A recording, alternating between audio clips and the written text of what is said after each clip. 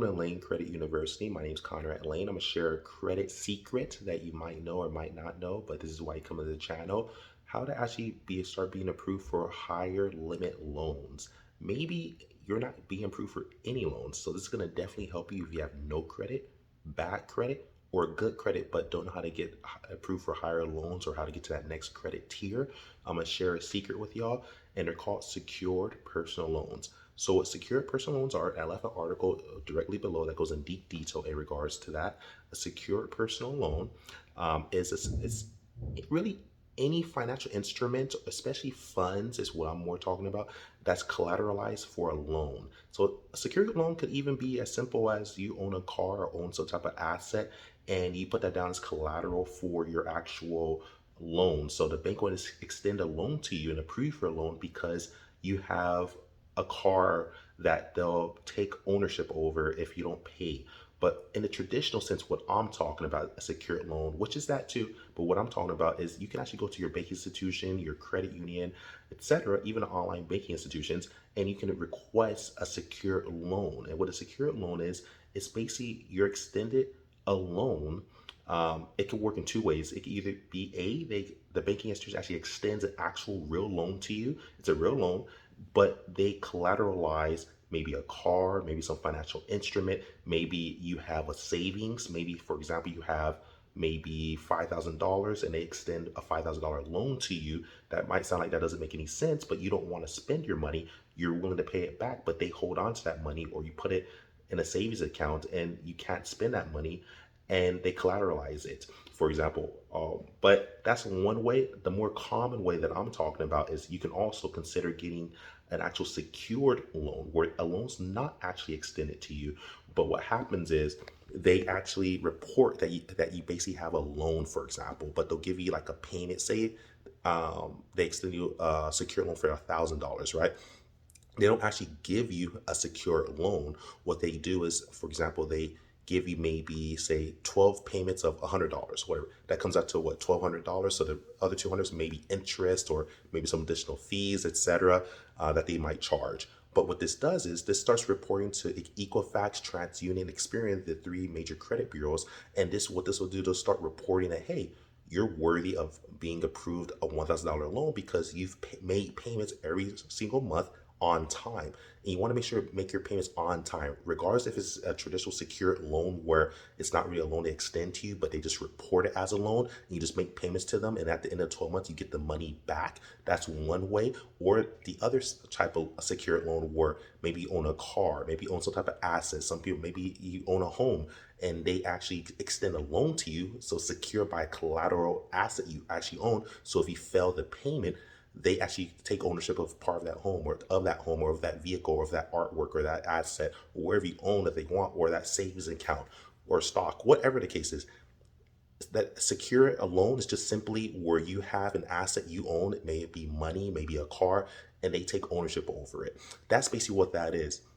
So what you simply want to do to start being approved for higher loans, especially if you have bad credit or no credit, and even if you have good credit, consider getting secure loans with your credit union or banking institution or bank, and say, hey, you know what? I want to like get a secured loan. The cool thing about this, you basically are paying them money to put in a CD, a certificate of deposit that's saved for you, that typically accrues interest. So it's like having a savings account that pays you interest. So pretty cool.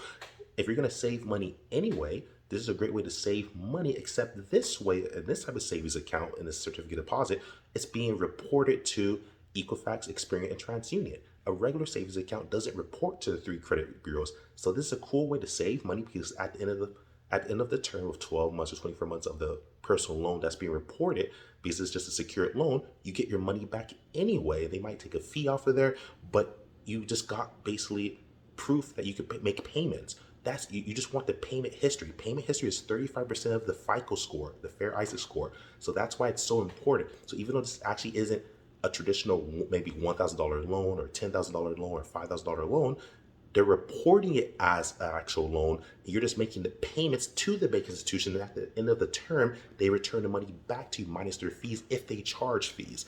Pretty cool way to do this. If you're going to save money anyway, consider that. And say if you want to start being approved, maybe you're not being approved for any loans, right? You're like, you know what? I want to start being approved for $1,000. Save $1,000, give it to the banking institution. That's your collateral. Sorry, your collateral. They give you secure, and you pay the money to them. That's a way to do it. So they open up account a loan for you that you're not actually extended, but you're paying them $1,000 over a span of maybe 12 months or 24 months. And then at the end of 12 months or 24 months, whatever the term is, they pay it back to you. I know it can be a little confusing, but simply put, it's not an actual loan that's extended to you. That it's just a loan that they put on paper and report to the credit bureaus that has been extended to you, but not really. You're actually paying them, and then they report the actual payment history, which is 35% of the credit FICO score, and then at the end of the term, they return the money back to you. So it's basically a savings account that reports for you. That's the perspective. That's my personal opinion. Always do your own due diligence. I'm not telling you to do this or not to do this, just sharing another idea with y'all. And the other ways, if you own a car or say a home, you collateralize that and get a loan usually approved on that. And then that gives you leverage too. So a great way to start getting approved for higher limit loans, or to get approved for loans, period, if you have bad credit, good credit, or no credit, is to simply start saving the money for the amount. So say you want $1,000 loan, right? Save $1,000, ask for $1,000 secured loan, you pay that $1,000, and at the end of the term, you can start asking for actual $1,000 loans now, because it shows proof. This is not 100% guarantee, but this does increase the likelihood that you could be approved, because it shows record that you successfully paid the secured loan off. Yes, it's secured, but you actually paid it off. Cool. Well, if you want, maybe you're already being approved for $1,000 loans or $2,000 loans. Okay, cool. Good problem to have, right? Maybe you want bigger loans like 10,000 or 20,000. Then at that point, save $10,000, and then you actually give it to the banking institution. Same thing, set up a secure loan for maybe 10,000. Maybe pay the banking institution or credit union $1,000 per month, and at the end of the year, say after 12 months, you get your money back anyway, minus their fees if they charge you fees, and now it reports that you just had a secure loan of $10,000. Now you can increase the likelihood of being approved for a secure loan of $10,000. Pretty cool. That's basically the same theory you use based on the amount you want. Now, for those that might say, hey, I don't have $10,000 just laying around, I don't have that amount laying around. Okay, cool. Another strategy you could use is, for those that have the money, you go big, you go really, really big and start off really fast and actually get a bigger secured loan. If you have $10,000, $20,000 laying around, you could do this, and it starts reporting that. So cool. If you don't have that money, attempt 10% of whatever you want. So if you want $1,000 loans, but you don't have $1,000 laying around, give them $100 secured loan, if they allow that, $100 secured loan, right? And then at the end of the day, to open a secured loan for you, you pay 12 payments that equate to $1,000. Cool. And at the end of the year, you get money back anyway, minus the fees if they do charge fees for the secured loan. And then now it shows the credit bureau that, hey, you actually had $100 and or whatever, but you paid this amount in this time frame, say $100 for $10 per payment, whatever. If they do something that low, I'm just really giving you an example. If you want $1,000 loans, and now what this does is, now you could be approved for $100 secured loans. Now you can be approved for $100 unsecured loans, and then all you have to do now is get 10 of those loans, right? Same with $1,000. Let me explain even a little bit better. Say you want a $10,000 loan, right? What you can do is save $1,000, ask for a secured loan, pay $1,000 by the end of the year. So that's say $100 per month, for example, plus some fees, and then you get your money back. Yes, that's $1,000 loan, a secured loan. That's not a $10,000 loan, but remember, you don't have $10,000, but this is 10% of that loan. So what you can do is now increases your likelihood of being approved for $1,000 loans. Go and get 10 different personal loans. Get what I'm saying? So you basically, if you don't have a large amount of money sitting around, like say you don't have $10,000 or $20,000 just laying around to start trying to get your own secured loan so you can be approved, I know it can be a bit confusing. Give 10%, save 10% of whatever you want. So if you want $100,000 loans, save $10,000. If you want $20,000 loans, save $2,000. If you want $10,000 loans, save $1,000 and start a secured loan at that lower 10% rate.